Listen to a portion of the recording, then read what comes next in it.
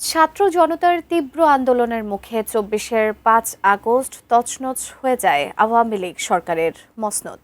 ক্ষমতা ছেড়ে ভারতে পালাতে বাধ্য হন সাবেক প্রধানমন্ত্রী শেখ হাসিনা। এরপর একে একে বেরিয়ে আসে দলটির নেতাদের সব অপকর্ম। কিন্তু টানা প্রায় ১৬ বছর রাষ্ট্র ক্ষমতার থাকার পরও এভাবে পতন হলো কেন দলটির? এ নিয়ে এবার মুখ খুললেন তৎকালীন পররাষ্ট্রমন্ত্রী ডক্টর এ.কে আব্দুল মোমেন। জানাচ্ছেন এসআই রাজ। আওয়ামী লীগ সরকারের ভুলটা হলো যে টাকা দেন তাকে তিনি পদ পদবি দেন। তা আমার মনে হয় আমাদের সবচেয়ে বড় অপরাধ হচ্ছে দুটো। এই আমাদের কিছু নেতা টেতা চাঁদাবাজিতে ব্যস্ত হয়ে গেলেন।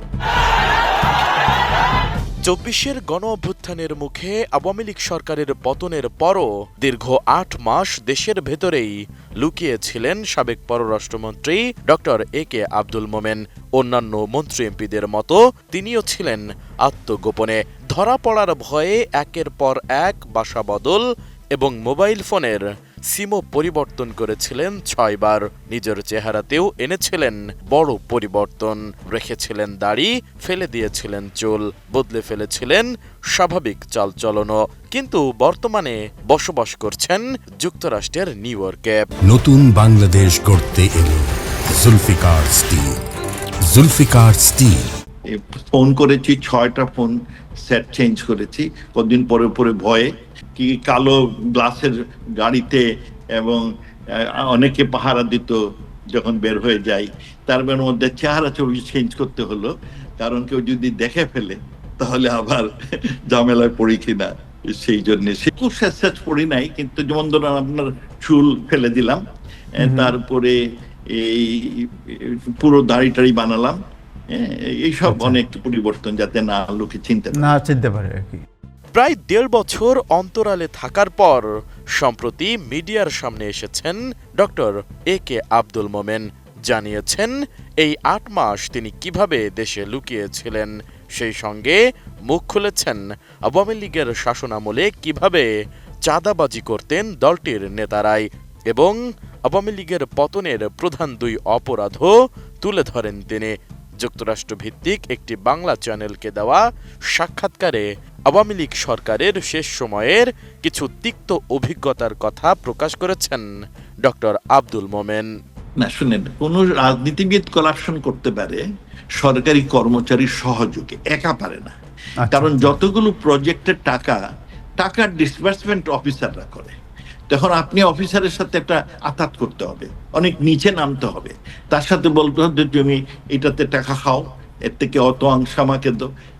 সহযোগ ছাড়া আপনার মানে আমাদের সহযোগিতা আপনি খেতে পারবেন না, এটা খেতে পারবেন না, আপনার লজ্জা লাগবে, আর আপনি ওরকম সম্পর্ক করতে পারবেন না। যারা খেয়েছে তারা ওই কন্যাই বেঞ্চ করে। সাবেক এই পররাষ্ট্রমন্ত্রী জানান, করোনার পরে শেখ হাসিনার সঙ্গে তার সরকারের মন্ত্রীদের সাক্ষাতের সুযোগ অত্যন্ত সীমিত হয়ে গিয়েছিল। জনগণ থেকে বিচ্ছিন্ন হয়ে গিয়েছিল আওয়ামী লীগ সরকার। সেই সঙ্গে কিছু নেতা চাঁদাবাজির সঙ্গে জড়িয়ে পড়েছিলেন। এগুলোকেই দলটির পতনের প্রধান কারণ হিসেবেই চিহ্নিত করেছেন তিনি।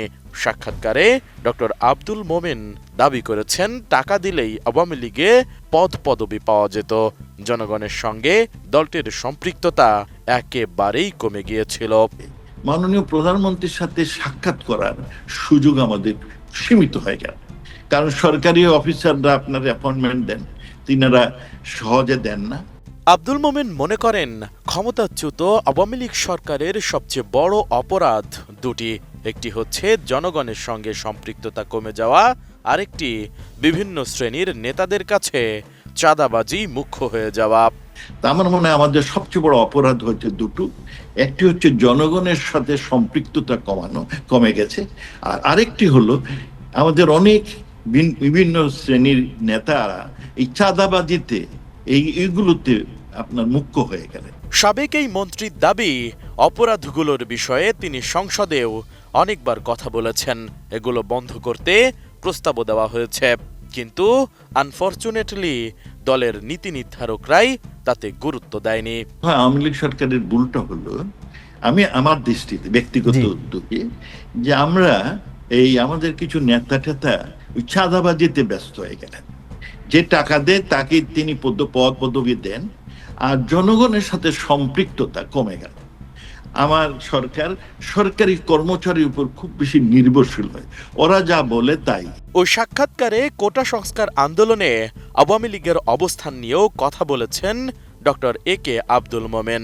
জানান, আওয়ামী লীগ নীতিগতভাবে কোটার যৌক্তিক পরিবর্তন চেয়েছিল। আওয়ামী লীগ নীতিগতভাবে এই কোটা রেশনালাইজ পরিবর্তন চায়, কারণ আমাদের অনেক সহকর্মীরা এই নাতি ফাতি ওগুলোর জন্য কোটা রাখার কোনো পক্ষেই না। আর ছেলে হয়েছে, আচ্ছা ছেলে মেয়ের পর্যন্ত রাখছেন, ঠিক আছে, এরপরে আর কি। কিন্তু আমরা এই জন্য এটা পরিবর্তন চেয়েছি এবং এইটা নীতিগতভাবেও আওয়ামী লীগ এটা গ্রহণ করেছে। কিন্তু কোথায় লয়াররা কি একটা কেস ফেস করে এই, তারপরে আমি এটা নিয়ে কথা বলেছি, তখন আমাকে বলা হলো যে আমরা যেহেতু অ্যাপিল করেছি তো কোর্টে একটা রায় দেওয়া। আমি বললাম কোর্টে রায় দেওয়ার কেসে, এটা তো রাজনৈতিক সিদ্ধান্ত। নেতাদের চাঁদাবাজির পাশাপাশি বড় বড় দুর্নীতির বিষয়ে তৎকালীন প্রধানমন্ত্রী শেখ হাসিনার দৃষ্টি আকর্ষণ করা গিয়েছিল কিনা এমন প্রশ্নের উত্তরে ডক্টর আব্দুল মোমেন বলেন, এসব বিষয়ে তিনি একাধিকবার কথা বলেছেন, কিন্তু তাকে বলা হয়েছিল, আমরা তো করাপশনে 0 টলারেন্স দিয়েছি, দুদককে শক্তিশালী করেছি, তারা কাজ করবে। কালো টাকা সাদা করা সেই সব নিয়ে আমি বলেছি, করাপশন নিয়ে সরকারি কর্মচারীর যে ভরাডুবি করাপশন সেটা নিয়ে বলেছি। তারপরে আপনার এই প্রজেক্ট ডিলে করে যে করাপশন হয় সেটা আমি বলেছি। ব্যাংকিং ক্ষেত্রে একটা নৈরাজ্য তোলার পরে আমাকে বলা হলো যে দেখেন আমরা তো 0 টলারেন্স দিয়েছি করাপশনে, আর আমরা তো দুদকটা এম্পাওয়ার করেছি, তারা কাজ করবে। আমি কি প্রত্যেকের কেসের পিছনে পিছনে লেগে থাকবো? তাই বললাম হ্যাঁ, 2-1টার পিছনে লাগাতে উচিত। হ্যাঁ, দুদক তো ঠিক মতো করতে বললেন না, আপনি কি বলেন, দুদকটা আমরা ভালো লোকগুলো নিয়োগ করেছি। সো দিস ইজ আপনার অনেকেরই দায়িত্ব আমরা ঠিক মতো পালন করি। সাক্ষাৎকারে তৎকালীন মন্ত্রিসভায় কাদেরকে বেশি দুর্নীতিগ্রস্ত বলে মনে করেন তিনি, উত্তরে ডক্টর আব্দুল মোমেন জানান, কোনো রাজনীতিবিদ করাপশন করতে পারে কেবল সরকারি কর্মচারীর সহযোগিতায়, একা তা পারে না। ওনার এক পিয়ন সে চাঁদাবাজি করে, এইসব করে বহু টাকার মালিক হয়ে গেছে। যারা এই চাঁদাবাজিতে তারা একটা মহৎ দেয়, এইগুলো আমাদের অপকর্ম। 2018 সালে 11 জাতীয় সংসদ নির্বাচনে সিলেট 1 আসন থেকে আওয়ামী লীগের টিকিটে সংসদ সদস্য হয়েছিলেন ডক্টর একে আব্দুল মোমেন। সেই মেয়াদে 5 বছরের জন্য ডক্টর একে আব্দুল মোমেনকে পররাষ্ট্রমন্ত্রী করেছিল শেখ হাসিনার সরকার। আমার বড় ভাই সিদ্ধান্ত নিলেন যে উনি ইলেকশন বয়স হয়ে গেছে, উনি ইলেকশন করবেন না, আর আমি সেই জন্য মনোনয়ন পেয়ে ইলেকশনে জয়লাভ করে ফেললাম ওনাদের কারণে এবং দলের কারণে। এই আমি বললাম বেজায় মুশকিল। SI রাজ, ATN নিউজ।